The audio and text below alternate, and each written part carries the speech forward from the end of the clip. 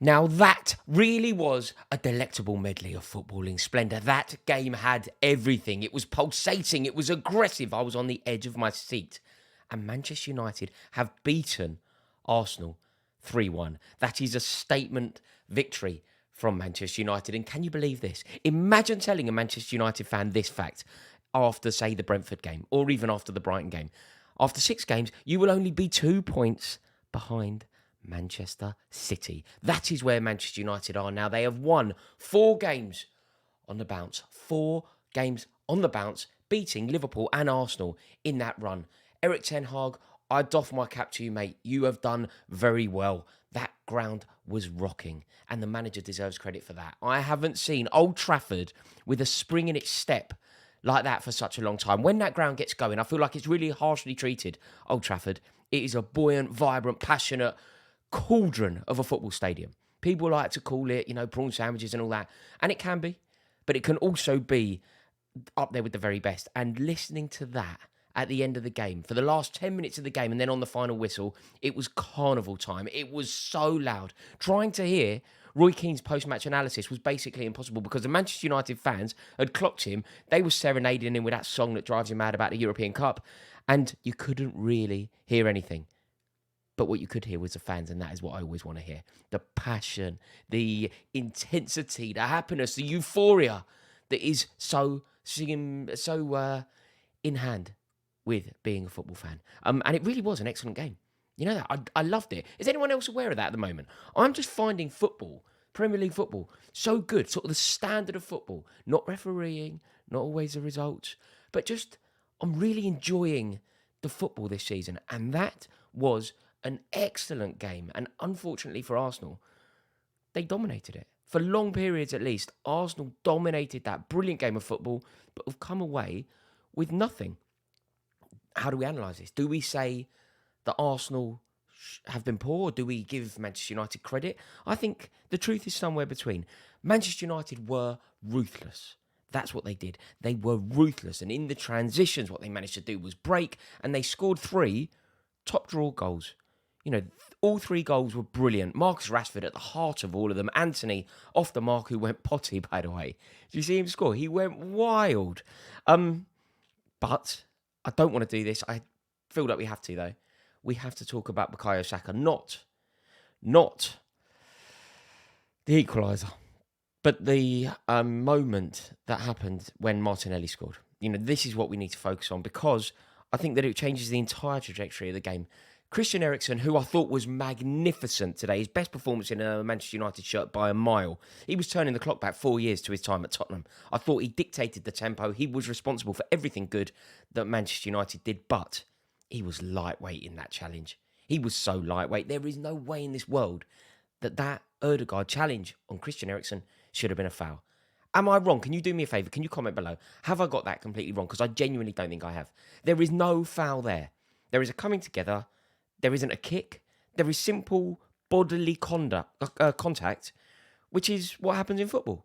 Bodily contact doesn't necessarily equal a foul.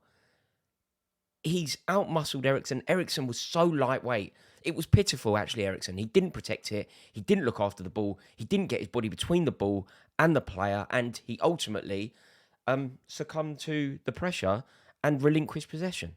You cannot give the ball away like that in that circumstance to a player of Ødegaard's quality, because he will undoubtedly pick the right pass. And when you have a player like Martinelli on the pitch, he'll probably finish it.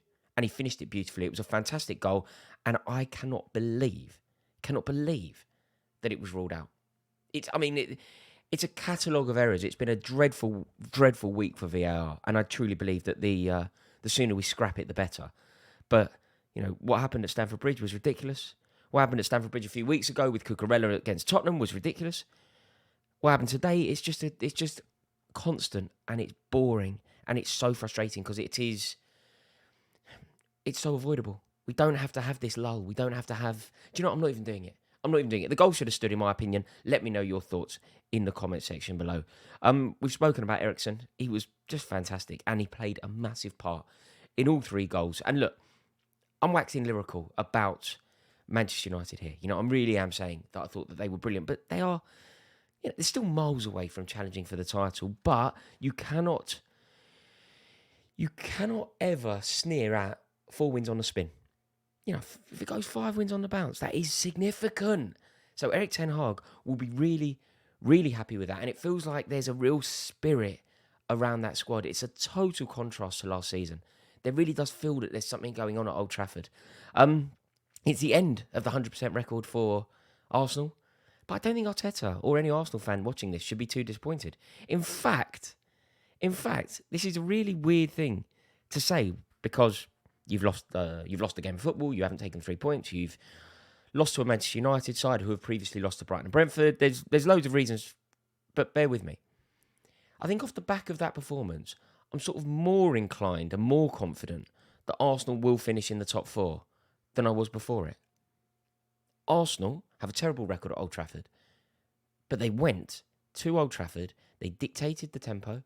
They were the best team for large portions of the game, and ultimately they've hit a blip 6 games in. It's neither here nor there. I think Arteta got certain things wrong today.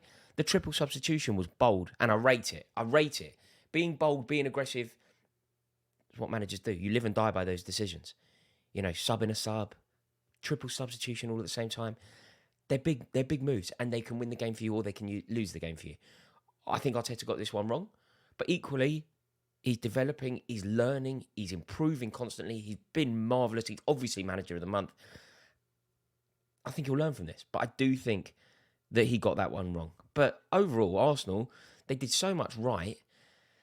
And if that early goal that was unjustly disallowed hadn't been disallowed, I mean, it's a totally different story, isn't it? But overall, I feel like Arsenal should be happy because they should be happy. Manchester United also have reason to be happy. You know, Arsenal still sit top of the league. Arsenal still sit a point above Manchester City. And Arsenal have to be elated with the way that they've started the season, irrespective of what happens at Old Trafford. You know, they barely win there. Apart from that penalty that they scored a couple of years ago, I can't really, off the top of my head, remember them winning, aside from those ridiculous ones. You know, like Overmars or Wiltord. You know, that's how far back I feel like I have to go. I'm sure somebody can correct me. But Manchester United, knocking on the door for top 4. Manchester United are now 5th in the league. They are on 12 points and they sit 2 points clear of Chelsea. Dear oh dear. This is going to be an intense, brilliant league. It really is. There is so much going on. There is so much jeopardy.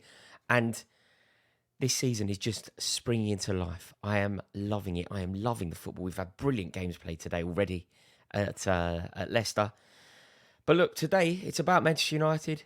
It's about Marcus Rashford, and he is loving life for Ten Hag. Scoring, assisting. It's going really well. Not a bad day at the office for Arsenal, but it's always a bad day when you don't win. But what we will learn is this is where we will judge Arsenal. Not necessarily today, not with the result today. How do they react to this? What happens when Arsenal next play football? Do they win? Do they bounce back? Do they show the character to come back strong when they next line up? Or is this going to affect them? We'll know the significance of this result when the referee blows a full-time whistle of their match against Everton. That's when we'll find out. What a day, what a game, loved it. Let me know your thoughts in the comments below, and as always, I would love it if you would give this video a like and click subscribe if you haven't yet done it. Till next time, my friends, what a day.